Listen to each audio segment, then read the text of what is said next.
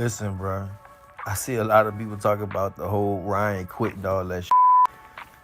Listen, if you never, most people don't know what the fuck they talk. When it comes to boxing, people don't know what the fuck they talk about. That's period. That's just with boxing, combat sports. Most people, if you never been in the ring, you never been hit. Shut the fuck up, bro. You don't know what you're talking about. Listen, I'm gonna tell you from experience. When you get with a fuck body shot, when your arm is all the way extended, and you get punched with a body shot, and you can hit at the same time, bro, that hurt, bro. Now, I don't know how Ryan felt. Like, I don't know how hard Tank hit or nothing like that. But when you get hit like that, the shit hurt. It don't even, with an 8-ounce glove on, it don't even have to be, the punch don't even have to be that hard. But Tank timed that perfectly and threw it and hit him while he was extended. Please shut up, people. Y'all don't know what the I'm talking about. That dude didn't quit. He just got to stop. That's it. What's good? What's good? It's the one, the only, but what do I know? Boxer coming back at y'all with another one, man. We got Regis Prograis speaking on, saying that, you know, Ryan Garcia didn't quit or whatnot. And I've heard a lot of, and I've actually been a part of some of these debates going back to whether some people feel like Ryan Garcia quit, some people feel like he didn't quit. And for one, I think that a lot of the argument is kind of getting misconstrued. A lot of the people that are saying that Ryan Garcia didn't quit, their main argument is basically saying that he was hurt. They're arguing as if the argument was Ryan Garcia hurt or not. Now, I have no doubt in my mind that Ryan Garcia was hurt. I know he was hurt.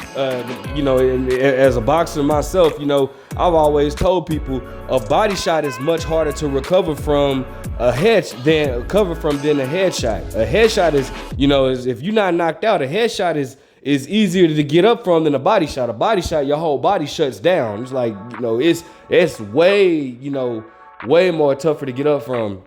But the argument has never been was Ryan Garcia hurt or not? Because see, this is why I feel I'm one of the ones that feel like Ryan Garcia did quit. You know, because this is why when you okay. So obviously Ryan Garcia was hurt with the body shot. He was throwing a punch, and that's cool. Nothing is wrong with that, right? But when you are sitting on one knee, right? When you're on one knee, and the referee is counting, and you're well aware of the referee counting, you're sitting on one knee, and then as soon as the referee says 10, you stand up, and then you walk to your corner, bro. You're choosing not to continue. That means that you quit. Now, I could see if it was like a perfect example of somebody that got hit with a body shot that didn't quit but was, you know, counted out, was Oscar De La Hoya versus Bernard Hopkins. For y'all that don't really follow boxing like that, go watch Oscar De La Hoya versus Bernard Hopkins. The way Bernard Hopkins caught dude to the liver with that body shot, and how Oscar De La Hoya was rolling all over the ring or whatnot. That wasn't quitting. De La Hoya was in pain. He couldn't continue. It's a difference between a fighter that can't continue and a fighter that's choosing not to continue. And I feel like in that situation, I just feel like Ryan Garcia chose not to continue. As evidence, he stated, if you go watch the All Access, epilogue, with Ryan Garcia and Tank Davis, you'll see Ryan Garcia stated, I chose not to continue, which means that you quit, right?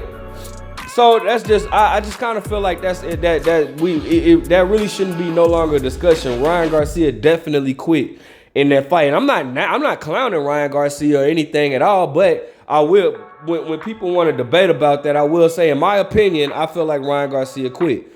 Now, I'm not saying that Ryan Garcia wasn't hurt or anything. Again, you will never hear me say that, because I think he said like his rib or something like that. I'm not saying that Ryan Garcia is a B or anything like that. I'm just saying, like, bro, yes, he did quit. In other words, and then you know, in the same little video one night, Regis Prograis also called out Teofimo Lopez. Now, I'm gonna tell you, I'm gonna give y'all some game about the business in boxing, okay? The thing about Regis Prograis, it's gonna be hard for him to get these fights that he's wanted, because Regis Prograis is a free agent, and this is where being a free agent comes to bite you in the butt a little bit. And I'm gonna give y'all some game about the business of boxing, right? when you're a great fighter like Regis Prograis is, when you're a dangerous fighter the way Regis Prograis is, and you're not signed to a specific company, bro, they're basic in their eyes. They're looking at it like, bro, what do I get out of this, bro? Like, you're a dangerous top fighter.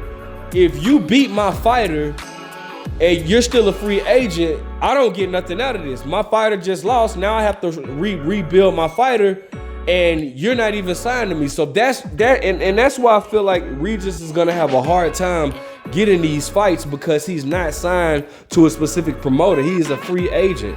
Now, in the perfect world, that would be wonderful if you could be a free agent and fight this network, this fight, and then your next fight you fight this on this network with this promotional company. That would, in a perfect world, that'll be good. But we're not in a perfect world. We're in a world where boxing is a business first, a sport second. All right, it's a sport.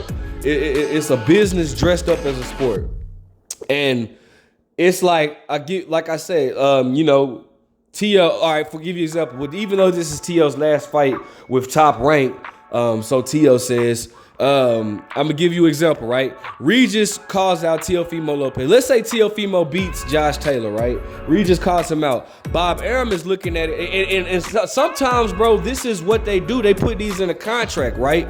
Because he did it to Devin Haney, as a matter of fact. They'll put it in a contract. If you beat my fighter, I get to promote your next 3 fights. Right? Man, it's so many stipulations and loopholes to why some of these fights don't get made. and so I'm giving you some free games on the business of boxing. Cause if Devin Haney wouldn't accept it, that he wouldn't have got the fight with George Kambosos. So but that's what these promoters try to do, because they got to get something out of it too, right? So it's like, I'm not finna let you fight my fighter and then you beat my fighter and then you just go on to another promotion and I'm stuck with a beaten fighter and I gotta build back up. Like, it's just the way that boxing works, man. So honestly, I would love to see Regis versus Teo. I doubt that we see it, but I would love. Regis is the WBC champ. I want to see Regis in there with so many guys, but I think Regis is gonna have to sign to a promotional company in order to make that happen, bro.